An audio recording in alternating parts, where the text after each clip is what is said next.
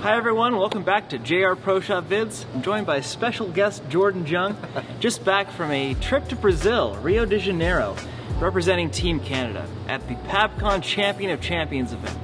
Now for those who don't know, this is an event where the best countries from North and South America, each country sent 2 men and 2 women to compete.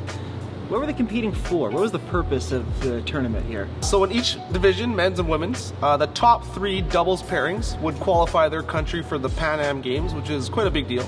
So there were approximately 15 countries for men and maybe 12 countries for the women. They had a slightly lower number. But the overall goal was to come in the top 3 as a doubles pairing to qualify your country for the Pan Am Games. And then, of course, there was doubles medals, singles medals, and an all events medal for the individual bowlers. So you were paired up with Francois Lavoie. That must have been a pretty cool experience. How did you guys do? Yeah, Canadian legend, Frankie. We bowled pretty good. The first day was doubles. We came 5th. So not our best performance, not the worst, kind of slightly above middle of the pack. But then singles, we were 7th. Frankie was 7th, I was 8th. And overall, as a doubles pairing for the whole tournament, we came 2nd behind the US. So we did qualify the country for the Pan Am Games, which was the main goal. But no other medals for us. Sad, sad, sad. So you mentioned you came 2nd behind the US, and I know that a lot of our viewers are from the US. Who represented the US for the men's team? So it was AJ Johnson and Chris Prather, both unbelievable bowlers. They roll the ball unbelievably well. It was a pleasure to watch them. We were bowling beside them for 3 days in a row. And really nice guys as well. We had fun. So on the table here in front of me, here's 6 of the balls that you brought with you. It's not everything you brought, but these are the 6 that you used the most on the pattern that you bowled on, which was a short pattern. So I'm a little surprised to see so many shiny options. Why don't you talk us through the thought process behind bringing more shiny balls than anything else? Yeah, so I brought 9 balls. These are the 6 that I checked in and used mostly. So as you can see, I got a few balls here that don't really hook a lot, and you wouldn't expect me to use these kind of balls on a short pattern. It's just the way the lanes played. It was a short pattern, so the break point had to be around 5, but also the front part of the lane hooked quite a bit pretty early. So we started with urethane, pitch black, kind of playing like a baby swing, like 10 to 5, 12 to 5, but then the front part of the lane would dry up really quick.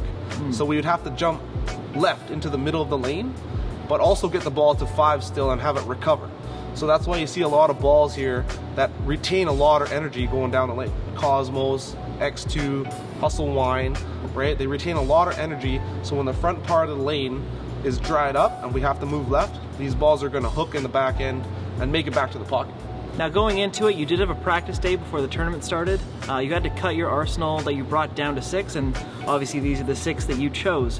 What didn't look very good on that pattern, on that short pattern in Rio? Well, as you can deduce from this, my solids were no good.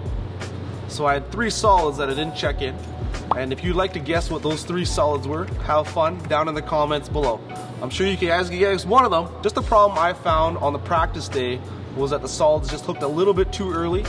They lost their energy a little bit too quick, and they weren't able to feed to the break point as easily as these shiny pearls would. So I wouldn't get much use out of them. I'd probably only get to use them for the first couple games, but the pitch black looked even better. So I went with the pitch black for the first few games, and then kind of felt my way through what ball would be next after that. So 3 solids, sat in the hotel room for a few days, but that's why you have extra options, right? You just never know. Short pattern, throwing shiny pearl balls, you just never know. You got to play the conditions. Well, it sounds like you had a lot of fun, and it was a really good learning experience for you. What are the kind of the key takeaways from the experience? Key takeaways, just because you know the lane surface, the oil pattern, the oil, doesn't mean you know exactly how the lanes are going to play. So bring as many options as you can. If you're traveling, you're limited, try and give yourself a nice spread of different types of reactions, because you'll just never know. So as far as tournaments go, what do you have next coming up? What's on deck? Just a couple regionals, and maybe a couple other tourneys that are not PBA, just good cash tourneys. Trying to keep sharp, you know, bowl lots. Maybe I got to do some work in the shop now. Thanks for manning the shop while I was gone, Barks. Place is a mess. That's not true.